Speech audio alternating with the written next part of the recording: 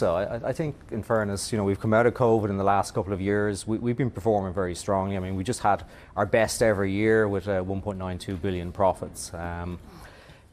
Boards and ourselves, the management team, feel there's value in the shares at the moment, and we've announced a 700 million share buyback this morning, which will run for about the next 6 months.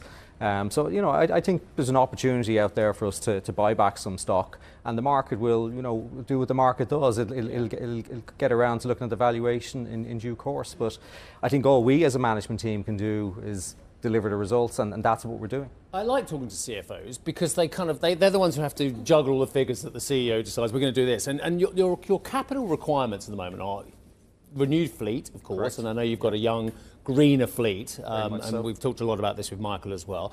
There are issues with pilot salaries in the industry at the moment, and the crew salaries as well. So that aviation fuel seems fairly steady at the moment. Plus, as you say, a buyback to kind of perhaps give a little bit more confidence to some of those investors as well. It's a very tight equation always, but at the moment your priority is where? Well, I mean, our balance sheet is rock solid. Our cost base is supreme. You talk about the competitor airlines. Look at the closest to us would be 40% higher on a per passenger basis. EasyJet were in last week, well over 100% higher on a per passenger basis. So we've got a really good, really strong cost base. Fuel, very well hedged. We're over 70% hedged into next year. We're going to savings of 450 million locked in already.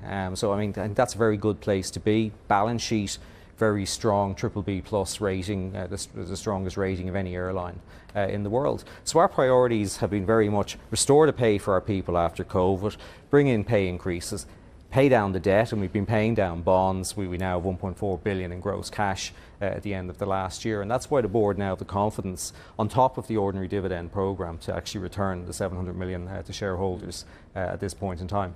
Great. Can we get into what's playing out with the passengers? And looking at the revenue number, up 15%, average fares up 21%, ancillary, all the extras up 3%.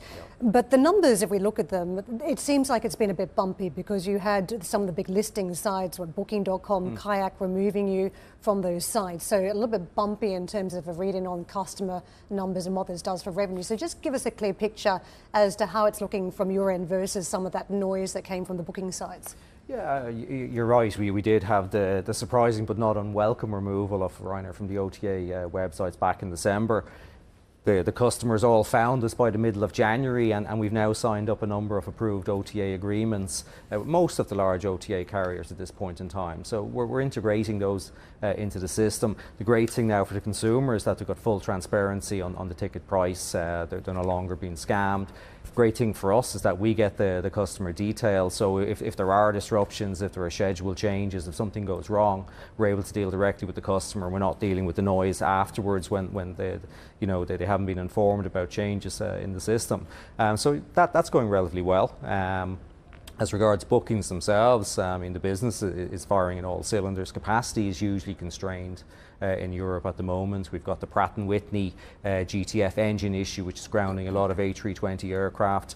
We've got the situation where Boeing and Airbus are behind on the delivery, so capacity is going to be constrained for some time to come. We're taking in over 600,000 bookings a night, so people still want to get out, they still want to travel, and huge demand to fly. I want to pick up on the online booking system because I'm debating it in my head. From a market's perspective, direct to customer is seen as a good thing. You get a better multiple in most businesses, so that can't be a bad thing. But negatively, you want to be accessible via all platforms. I'm sure some people actually want to do their entire itinerary in one place, booking the accommodation, booking the airline as well. So how do we think about that and what the consumer is doing, whether it does ultimately damage the business model that you're not available in some places that you could be available? Well, as I said, we're taking in over 600,000 bookings a night. We'll have 200 million passengers in the next year, and we're going to grow to 300 million passengers over the next 10 years. So that there's no shortage of people coming direct to Ryanair, but we're more than happy to work with the approved OTAs to the extent that they're not scamming consumers. They're fully transparent on the fares that they're charging, and that we get the contact information so that when things go wrong, and unfortunately they go wrong every now and again, we can deal directly with the